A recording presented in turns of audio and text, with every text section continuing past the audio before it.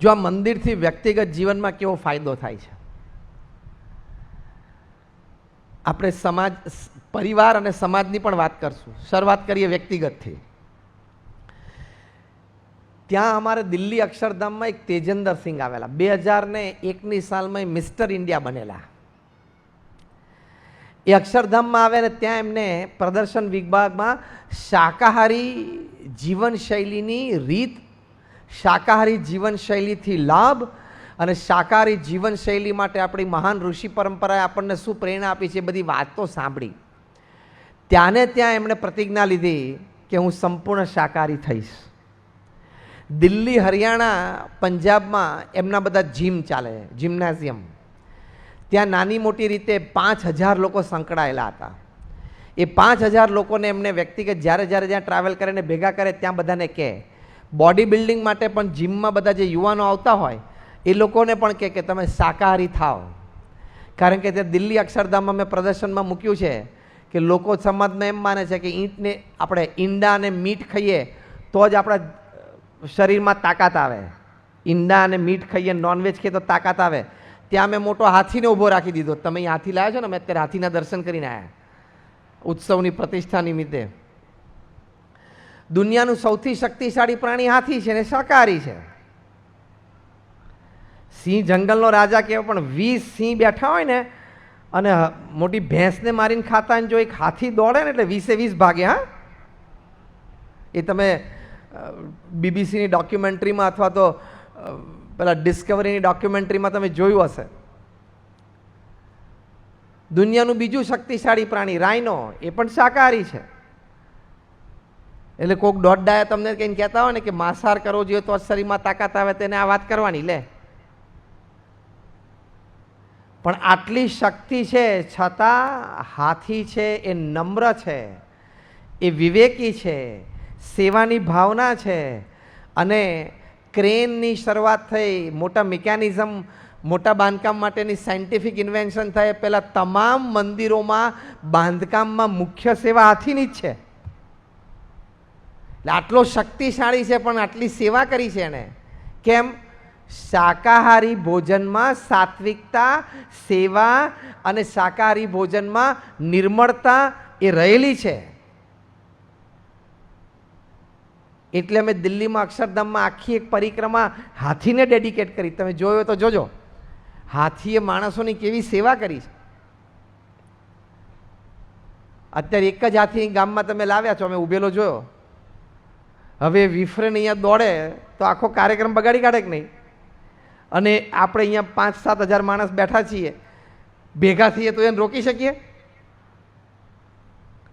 પણ એક ત્યાં ને ત્યાં ઊભો છે. બોલો, એક માણસ એને આદેશ આપશે ત્યારે શાકાહાર ભોજનમાં ગુસ્સો નથી, શાકાહાર ભોજનમાં નિર્મળતા છે, શાકાહાર ભોજનમાં હિંસક વૃત્તિઓ નથી. આપણા સનાતન શાસ્ત્રોમાં આપણે આ સનાતની મહોત્સવ ઉજવીએ, જો લખ્યું છે સનાતની મહોત્સવ, એટલે સનાતન જ્ઞાનમાં આ બધી હકીકત રહેલી છે. જે અમેરિકામાં પણ મોટા મોટા એક્ઝિબિશનમાં અમે બહુ સરસ રીતે મૂક્યું છે, લંડનમાં બધે. તો તેજેન્દર સિંહને પ્રેરણા થઈ, 5000 જણાને પ્રેરણા આપી. તો એ સનાતન ધર્મનું મોટું કામ થયું કે નહીં? સમાજનું એક મોટું કામ થયું કે નહીં? તો વ્યક્તિગત રીતે સમાજને આટલો બધો મોટો લાભ વ્યક્તિના જીવનથી એ બહુ જ મોટો પ્રાપ્ત થાય છે. કે એટલે એના જીવનમાં શુદ્ધિકરણ આવે છે, એના જીવનમાં પવિત્રતા આવે છે.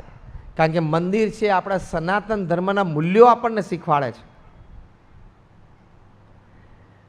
ત્યાં દિલ્હીમાં ઘણા બધા દિલ્હીથી આવ્યા છે. હાથ ઊંચો કરો તો જે દિલ્હીથી આવ્યા હોય, જો ઘણા બધા બેઠા. તમે બધા અક્ષરધામ જોયું હશે નોઈડામાં. તો ત્યાં એક દિવસ એક કપલ આવ્યા. એ કપલને ડિવોર્સ નક્કી હતા. એટલે શનિવારે એમના બંનેના વ્યક્તિગત વકીલે બેન ફોન કર્યો, ભાઈ સોમવારે સવારે ઉઘડતી કોર્ટે આવીને સહી કરી જજો, એટલે મ્યુચ્યુઅલ કન્સેન્ટથી ડિવોર્સ છે. બંને કીધું સારું. પછી વળી પતિએ પત્નીને ફોન કર્યો કે ફોન આવી ગયો વકીલનો? તો કે આમ તો 1-1.5 વર્ષથી જુદા જ રહેતા હતા. તો કે સારું, હવે સોમવારે સવારે કોર્ટમાં મળશું. જે કંઈ મતભેદો હશે બંને વચ્ચે એ બંને જાણે, પણ ડિવોર્સ હતા. પતિએ પત્નીને કીધું કે હવે આપણે 10-12 વર્ષ ભેગા રહ્યા છીએ, સોમવારે ડિવોર્સ છે તો આપણે આજે શનિવારે સાંજે ક્યાંક 2 કલાક જઈ આવીએ સાથે. કંઈક જમી આવીએ કંઈક. તો પત્નીએ પૂછ્યું, પત્નીએ કહ્યું સારું, ચલો લાસ્ટ ઇવનિંગ ટુગેધર. તો કે ક્યાં જવું છે? એટલે પતિ કે પિક્ચર જોવા જઈએ. પત્ની કે ના, પિક્ચર જોવા નથી જવું, આપણે અક્ષરધામ જઈએ. એ 2 જણા અક્ષરધામ આવ્યા. અમારે તો ત્યાં તો રોજ 17,000 લોકો આવે છે. 2005થી આજ સુધીની એવરેજ 17,000 ફૂટફોલ્સ પર ડે છે. એટલે આવતા જતા હોય કે બધાને કેવી નોંધ ના હોય. એ લોકો આવ્યા.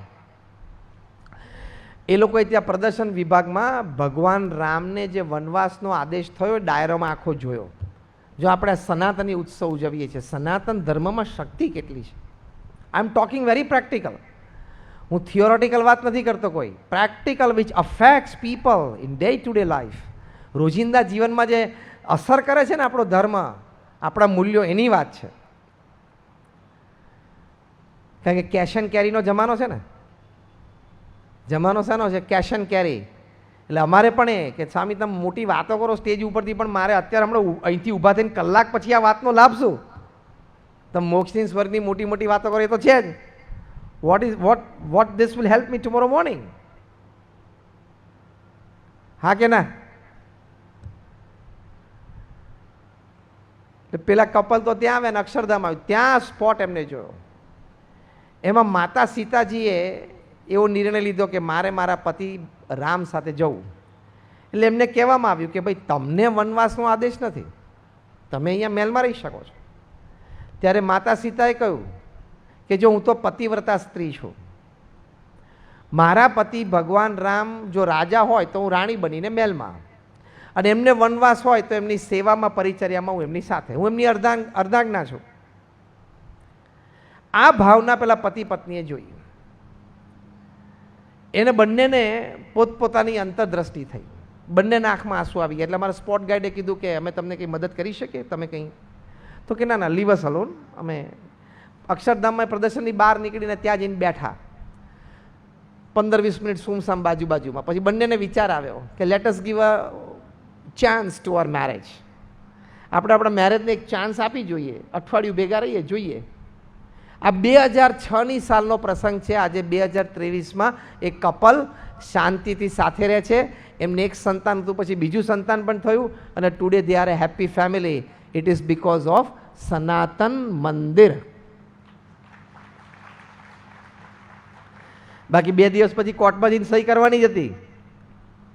મંદિરમાં આવ્યા અને આપણા સનાતન ધર્મની પરંપરા, આપણા મહાન ગ્રંથો, રામાયણ હોય, મહાભારત હોય, શ્રીમદ ભાગવત હોય, શ્રીમદ ભગવદ્ ગીતા, એની વાતો સાંભળી, એ બધા દ્રશ્યો ત્યાં જોયા અને પ્રેરણા મળી. તો મંદિરથી વ્યક્તિગત રીતે અને પરિવારમાં આટલો બધો લાભ છે. આ તો મેં તમને 2 પ્રસંગ કહ્યા. પહેલાં અમે આ બધા પ્રસંગો નોંધતા હતા અક્ષરધામમાં, યાદે રાખતા હતા, પણ પછી તો એટલા બધા બને છે એટલે બધા નોંધી નથી શકતા અને બધા યાદે નથી રાખી શકતા. એટલે શરૂઆતના જે 2006 ને 2007ના યાદ રહ્યા ને એ મેં તમને કહ્યા છે. આ કપલે જ પોતે પોતાનો આખો પ્રસંગ લખીને અમને મોકલ્યો છે, એમના અક્ષરોમાં લેખિત છે. આવા પ્રસંગો બન્યા છે. એક કપલ અને એમનું નાનું બાળક ત્યાં અક્ષરધામ દર્શન કરાવ્યું, ત્યાં લાર્જ ફોર્મેટની સ્ક્રીન જોઈ, નીલકંઠ વર્ણી. ભગવાન સ્વામિનારાયણ તરુણ વયે ભારતની પદયાત્રા કરેલી, હિમાલયથી માંડીને નીચે છેક કન્યાકુમારી સુધી, અને આ બાજુ રામેશ્વરમ થઈને આ બાજુ ગુજરાતમાં આવ્યા. એ એમની આખી એક ફિલ્મ છે 45 મિનિટની, મિસ્ટિક ઇન્ડિયા ફિલ્મ, જે ગાંધીનગર અક્ષરધામમાં પણ હવે દેખાય છે. તો આ બાળક 5 કે 6 વર્ષનો, એનું નામ આયુષ, એની અટક વર્ધન, આયુષ વર્ધન. એને આ ફિલ્મ જોઈને પ્રેરણા મળી.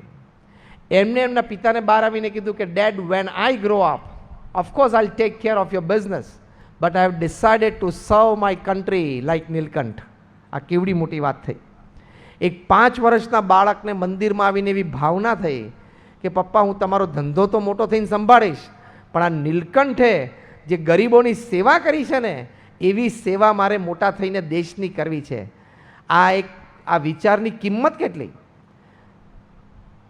આ બાળકને કંઈ પઢાવીને આ વિચાર તૈયાર નથી થયો, એને કંઈક જોયું અને સ્વયંભૂ એના હૃદયમાંથી એક વિચાર ખીલ્યો છે. આ વિચાર ભવિષ્યમાં કેવડું મોટું વટવૃક્ષ થાય એની આપણને અત્યારે અહીંયા બેઠા છે ને કોઈને કલ્પના ખરી? હા કે ના? કોઈ કલ્પના નહીં કે આ બાળક ભવિષ્યમાં મોટો થઈને કોઈ એવી મોટી સંસ્થા, કોઈ એવું મોટું કારણ હાથમાં લઈ લે જેનાથી સમાજમાં બહુ જ મોટું પરિવર્તન આવી શકે. તો આ કેવડી મોટી વાત થઈ. તો આ મંદિરોથી આ બધી પ્રેરણા મળે છે. એ નાસ્તિકોને કેવી રીતે ખબર પડે? મંદિરમાં ગયા વગર કેવી રીતે ખબર પડે? રામાયણ કે મહાભારતનું એક ચેપ્ટર વાંચ્યા વગર કેવી રીતે ખબર પડે? પણ પેલી કહેવત છે ને કે every Indian is a philosopher. દરેક ભારતીય છે ને તત્વજ્ઞાની હોય. હા, એક બે ફિલ્ડમાં ઊંડો ઉતરેલો હોય એમાં એને જ્ઞાન હોય, બાકી સામાન્ય માહિતી બધા ક્ષેત્રમાં હોય ને એટલે એને એમ જ માને કે આપણને બધી ખબર પડે. અહીં બેઠો બેઠો સલાહ આપે, વિરાટ કોહલી આ રીતે રમાય જ નહીં. બોલ આઉટસાઇડ ધી ઓફ સ્ટમ્પ પડ્યો, આઉટસ્વિંગ થતો હતો, અવે ફ્રોમ ધ વિકેટ હતો, છોડી દીધો તો વાઇડનો એક બોલ મળત ને એક run મળત. Away from the body slash કરવા જાય એટલે કટ લઈને પાછળ જતો રહે કે ના જતો રહે, આટલી તો મને ખબર પડે. એવું લેંઘો અને ગંજી પહેરીને મમરા ખાતો ખાતો રૂમમાં ટીવી જોતો જોતો બોલે, એટલે એને ચોખ્ખા શબ્દમાં શું કહેવાય? દોઢ ડાયો. એવું આધ્યાત્મિક માર્ગે થાય. મંદિર કોઈ દિવસ ગયો ના હોય, કોઈ સારા સંતના સમાગમમાં ના રહ્યો હોય. મેં કહ્યું એમ આપણા મહાન સનાતન શાસ્ત્રો રામાયણ, મહાભારત, શ્રીમદ ભાગવત, ભગવદ્ ગીતા અને આપણા 18 પુરાણો, ઉપનિષદ, વેદ એ વાંચ્યા તો નહીં, જોયાય ના હોય. અને દોઢ